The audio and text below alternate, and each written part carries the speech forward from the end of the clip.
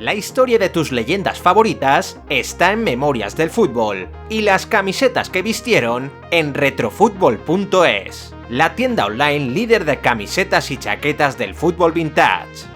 Entra en retrofutbol.es, elige la prenda de tu jugador, equipo o selección favorita y viste como las mejores leyendas del fútbol.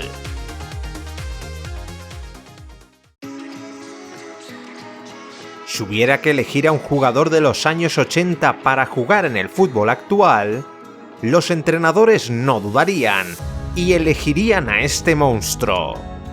Un todocampista que comenzó jugando de líbero, pero acabó dominando el centro del campo y marcando goles como delantero. Un jugador universal que no tenía posición en el campo, pero era un portento físico capaz de superar a todos sus rivales en velocidad y definir con una sutileza de un fino estilista. Un futbolista único que marcó una época en los Países Bajos y que gracias a su compromiso social luchó contra el racismo a base de golazos. Hoy, en Memorias del Fútbol, os contamos la historia del tulipán negro, Ruud Gullit. Si al acabar este vídeo te gusta este contenido, recuerda que tenemos una lista de reproducción con la historia de muchas más leyendas, y puedes seguirnos también en Instagram para enterarte de todas las novedades del canal. Ruud Gullit nació el 1 de septiembre de 1962 en Ámsterdam, aunque por la procedencia de su padre tenía raíces de Surinam. Desde muy corta edad, Gullit tenía claro que quería ser futbolista y cuando cumplió 13 años se presentó a las pruebas de la Academia del Ajax. Tristemente para él, Gullit fue rechazado por el gran club de su ciudad, por lo que tuvo que esperar hasta los 16 años para firmar por un equipo profesional. El modesto Haarlem le recibió con los brazos abiertos y vio en él un proyecto de futbolista total. Gullit era menor de edad, pero ya medía 1,90 y corría 100 metros en menos de 11 segundos.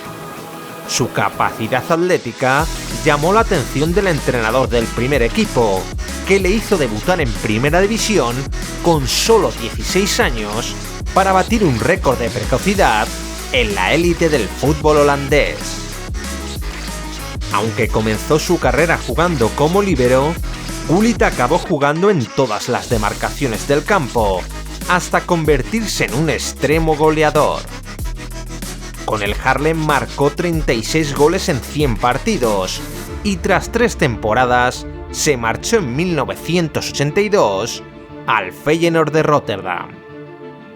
Allí coincidió con su ídolo Johan Cruyff, con quien ganaría un histórico doblete de Liga y Copa en 1984, y donde completaría 3 años muy destacados como centrocampista.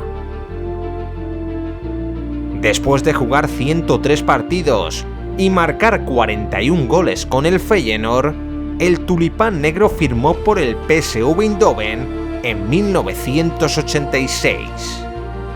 En el equipo de la Philips, Gullit explotó como killer y se proclamó máximo goleador de la liga neerlandesa en su primera temporada. En el PSV se confirmó como un futbolista total, capaz de jugar como líbero, organizar el juego con cambios de orientación increíbles y desbordar a sus rivales por potencia y velocidad. En sus 2 años en Eindhoven, su rendimiento fue espectacular, ganando 2 ligas y marcando 53 goles en 75 partidos. Su gran rendimiento provocó que el Milan invirtiera una cifra récord de 18 millones de florines en su fichaje, y Gullit desembarcó en Italia para marcar una época. Allí coincidiría con su compatriota Van Basten y con Arrigo Sacchi, y tras solo unos meses en San Siro, fue el ganador del Balón de Oro de 1987. Gullit le dedicó el premio al encarcelado Nelson Mandela, y se preocupó de visibilizar el problema de racismo que existía en Sudáfrica. Su personalidad era arrolladora fuera y dentro del campo, donde tras la lesión de Van Basten se situó como delantero. En su primera temporada fue clave para ganar el Scudetto con 9 goles, y ese mismo verano consiguió debutar en un gran torneo internacional con su selección. Países Bajos jugó la Eurocopa de 1988 como una de las grandes favoritas, y Gullit ofreció un rendimiento colosal a lo largo de la competición. El Rastas marcó el primer gol de la final ante la URSS, y tras el golazo de Van Basten, levantó como capitán el trofeo que la historia le debía a su país. La temporada siguiente Gullit se consagró con el Milan en la Copa de Europa. Los rossoneri machacaron al Real Madrid en semifinales y al Steaua Bucarest en la final. Gullit fue duda hasta última hora por una lesión de rodilla, pero acabó jugando el último partido y marcando 2 goles decisivos en la final. Tras ser campeón de Europa, Gullit tuvo que operarse el menisco de la rodilla derecha hasta en 3 ocasiones y se perdió toda la temporada 89-90 viendo como el Milán ganaba su segunda orejona consecutiva. El tulipán negro daba por imposible llegar a jugar el Mundial de Italia 90, pero tras un sprint final en su recuperación, fue convocado para jugar su primera y única Copa del Mundo. Gullit jugó 4 partidos y anotó un gol frente a Irlanda, pero Países Bajos fue eliminado por Alemania en octavos de final. 2 años más tarde, Gullit jugó la Eurocopa de Suecia con Países Bajos llegando hasta semifinales, y después de varios encontronazos con el seleccionador, Dick Advocaat, decidió abandonar la selección a pocas semanas de la Copa del Mundo del 94. Tras 13 años de carrera internacional, 66 partidos jugados y 17 goles anotados con la camiseta orange, en nombre de Ruud Gullit, quedaba grabado como uno de los mejores jugadores de la historia de Países Bajos. Gullit jugó 3 años más en el Milan, en los que ganó 2 ligas y 2 Supercopas de Italia, pero con la llegada de Capello y sus percances físicos, acabó perdiendo protagonismo en el equipo. El técnico italiano le dejó fuera de la convocatoria en la final de la Copa de Europa de 1993 frente al Marsella, y el tulipán negro decidió hacer las maletas. La 93-94 jugó como cedido en la Sampdoria, donde ganaría la Copa de Italia y resucitó su vena goleadora.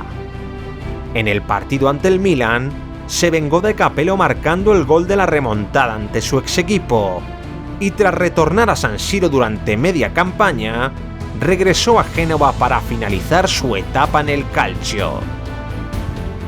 Gullit marcó 25 goles en 53 partidos con la Sampdoria, pero donde dejó su marca como leyenda fue en Milán. Las gradas de San Siro disfrutaron de su fútbol durante 171 partidos y celebraron 56 goles del tulipán negro, que como rossoneri conquistó 3 ligas, 2 Copas de Europa, una Copa Intercontinental, una Supercopa de Europa y 2 Supercopas de Italia. Con 33 años recién cumplidos, Gullit quiso terminar su carrera en Inglaterra y fichó por el Chelsea en 1995. Con un físico cada vez más mermado, le costó adaptarse a la Premier, pero completó una gran temporada en la que jugó 40 partidos y marcó 6 goles.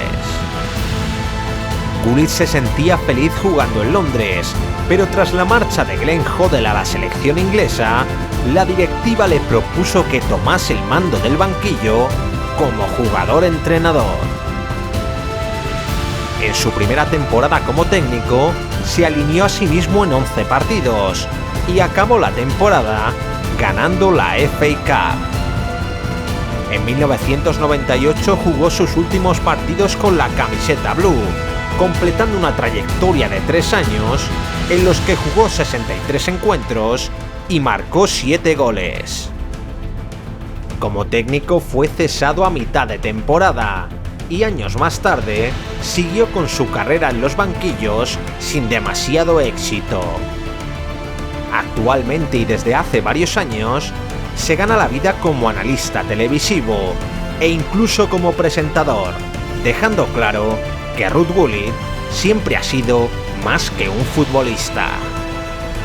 A lo largo de toda su carrera, el holandés jugó 641 partidos y marcó 236 goles, siendo uno de los mejores centrocampistas de la historia del fútbol.